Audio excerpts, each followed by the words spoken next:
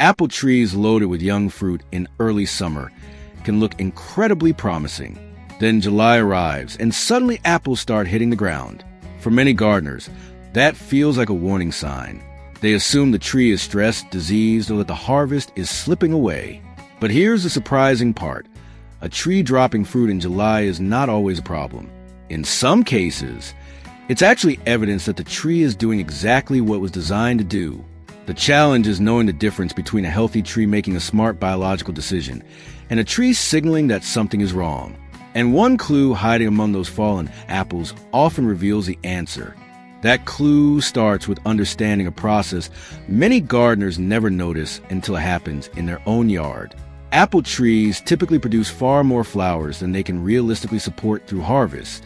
In spring, a healthy tree may set hundreds, sometimes thousands of tiny fruitlets. At first, it looks like every blossom successfully became an apple, but the tree has not made its final decision yet. Over the following weeks, the tree begins evaluating those developing fruit. It is constantly balancing available energy, leaf production, root activity, moisture levels, and future survival. If the numbers do not add up, some fruit must go. This is why horticulturists often refer to a natural thinning period, commonly called June drop. Despite the name, it does not always end in June. In cooler part of Canada, northern states, and parts of the UK, the process can easily extend into July depending on weather patterns and seasonal timing. What makes this especially confusing is that the fallen apples often look healthy. Gardeners pick them up expecting to find insect damage or disease, only to discover small green fruit that appears perfectly normal. That's because the tree is not necessarily reacting to a problem. It may simply be removing fruit that never had the best chance of reaching maturity. In many cases, the tree is choosing between dozens of apples competing for the same supply of sugars, water, and nutrients. And this leads to a common misconception. Many people assume a heavily loaded tree will produce the biggest harvest. In reality, an overloaded tree can trigger another biological response that causes even more fruit to drop later in the season. And the reason is everything to do with how apples compete against each other for resources. When too many apples remain on a tree, each individual fruit becomes part of a competition. Every developing apple is connected to the tree through tiny transport systems that move water, minerals, and sugars produced by the leaves. But the tree has a limited amount of energy available. If hundreds of fruitlets are demanding resources at the same time, some apples may receive less support than others. The tree responds by reducing the number of fruit it carries. This is a survival strategy built into apple biology. By dropping weaker fruit, the tree can direct more resources toward the apples that have a better chance of reaching maturity. This is why experienced apple growers often thin fruit clusters by hand. They are not forcing the tree to produce fewer apples. They are helping the tree complete a process it was already trying to perform naturally. But natural thinning is only one reason apples fall in July. Sometimes a tree is not making a choice based on fruit quantity. Sometimes the environment changes the calculation. A sudden heat wave, especially when combined with dry soil, can alter how an apple tree manages water. During extreme heat, leaves lose moisture rapidly through a process called transpiration. If the roots cannot replace that water quickly enough, the tree begins prioritizing survival, and the fruit can become one of the first places where that stress appears. The interesting part is that heat-related fruit drop does not always happen during the hottest afternoon. The effects may appear days later, after the tree has already experienced a period of stress. But how can you tell the difference between a tree simply thinning itself and a tree dropping fruit because it is struggling? The answer is hidden in the pattern of the fruit drop and what the leaves are telling you. The pattern of fruit drop can reveal more than the fallen apples themselves. When an apple tree is naturally thinning, the process is usually selective. You may notice smaller fruit dropping from crowded clusters, while healthier, better positioned apples remain attached. The tree is making adjustments, not shutting down production. But when stress is involved, the signs often look different. For example, during periods of intense summer heat, especially when rainfall becomes inconsistent, an apple tree can experience moisture stress. A tree that receives a lot of water after a long dry period may also struggle because the roots are responding to rapid changes rather than steady conditions. This constant cycle of dry soil followed by heavy watering creates fluctuations in the tree's internal balance. Developing fruit depends on a stable supply of water because apples are largely made of water. When that supply becomes unpredictable, the tree may drop some fruit to reduce demand. Gardeners often focus only on how much they water, but timing and consistency matter just as much. Another factor that surprises many homeowners is fruit load. A branch carrying a dense cluster of small apples may look like a sign of success, but too many apples packed together can create competition inside the cluster itself. Some fruit receives more sunlight, more leaf support, and better access to the tree's energy system. Those weaker fruitlets are often the first ones released. But there is another reason July fruit drop can happen that has nothing to do with water or competition. Sometimes the tree never had a strong foundation for those apples in the first place. The reason begins months earlier, during spring bloom, when pollination determines which tiny fruits have the strength to continue growing. And a pollination problem can remain hidden until the middle of summer, when the tree finally makes its decision.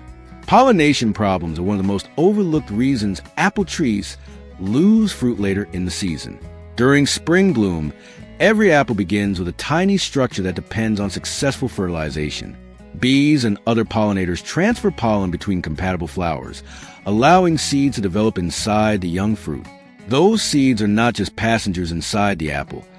They play an important role in sending growth signals that help the fruit stay attached to the tree. When pollination is incomplete, some fruit may begin developing normally, but lack the internal signals needed for long-term growth. The tree may keep those apples for several weeks, but as summer progresses, it recognizes that certain fruit has limited potential. Then those apples begin to fall. This is why two trees growing only a few feet apart can behave completely differently in July. One may hold a heavy crop, while the other drops many small apples. The difference may have started during a short flowering period months earlier. However, pollination is not the only hidden cause. Sometimes the apple itself is damaged from the outside. Small insects feeding damage or early fruit injury can weaken individual apples. The tree can detect when a piece of fruit is no longer developing normally and may redirect resources toward healthier apples. This natural process is easy to misunderstand because gardeners often see the fallen fruit first and search for a single cause. But apple trees rarely respond to one factor alone. Fruit drop is usually the result of a conversation between genetics, weather, available energy, and the tree's own survival strategy. The real question is not simply, why are my apples falling? The better question is my tree dropping the fruit it cannot support, or is it trying to escape a problem? And one of the clearest answers comes from looking at what happens after fruit reaches the ground. The condition of those fallen apples can reveal whether your tree is following a normal seasonal rhythm or showing signs that need attention.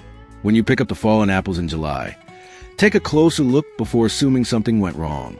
Healthy natural drop usually leaves behind small, immature fruit.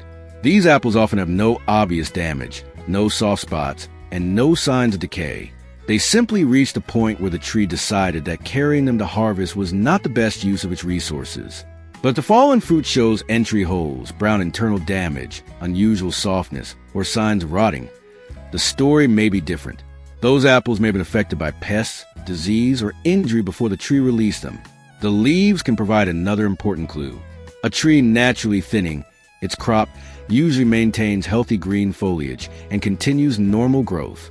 But widespread yellowing leaves, premature leaf loss, wilting during moderate conditions, or reduced growth may indicate that the tree is dealing with another type of stress. This is where many gardeners make a mistake. They focus only on the fruit lying beneath the tree and forget that the tree is an entire system. Roots, leaves, branches, and fruit are constantly communicating and adjusting to changing conditions. An apple tree is not trying to produce the maximum number of apples at all costs. Its goal is survival and reproduction. Sometimes that means sacrificing part of the crop today to protect the strength of the tree for future seasons. For most backyard growers, a small amount of July fruit drop is actually expected. The concern begins when the drop is sudden, excessive, or combined with other warning signs. So the goal is not to stop every apple from falling. The goal is to understand what the tree is telling you. Because once you recognize the difference between normal self-thinning and genuine stress, you can respond correctly and avoid fighting a natural process your apple tree was never meant to avoid. The best apple harvests often come from trees that are allowed to find balance after July fruit drop is finished. The remaining apples usually have less competition around them. More sunlight reaches the fruit, more leaves can support each apple, and the tree can focus its energy on fewer but stronger developing fruits. This is why some experienced growers are not disappointed when they see a few apples on the ground. They understand that the tree has already made one of the most important decisions of the growing season. However, there are still things gardeners can do to support that natural process. The most important is reducing stress before the tree reaches a breaking point. Consistent moisture, healthy soil, adequate mulch around the root zone, and avoiding sudden extremes can help an apple tree maintain a more stable environment during hot summer weeks. The goal is not to force the tree to hold every piece of fruit. A tree carrying more apples than it can support often produces smaller fruit, weaker growth, and greater stress later in the season. A balanced tree is usually a more productive tree. And remember, July fruit drop is not a single event with a single cause. One backyard apple tree may be responding to natural thinning, while another may be reacting to heat, inconsistent moisture, poor pollination, or fruit damage. The difference is found by observing the whole picture. Look at the size and condition of fallen apples. Look at the leaves. Look at the weather your tree has experienced. Look at whether the remaining fruit continues to grow normally. Apple trees have been making these decisions for thousands of years.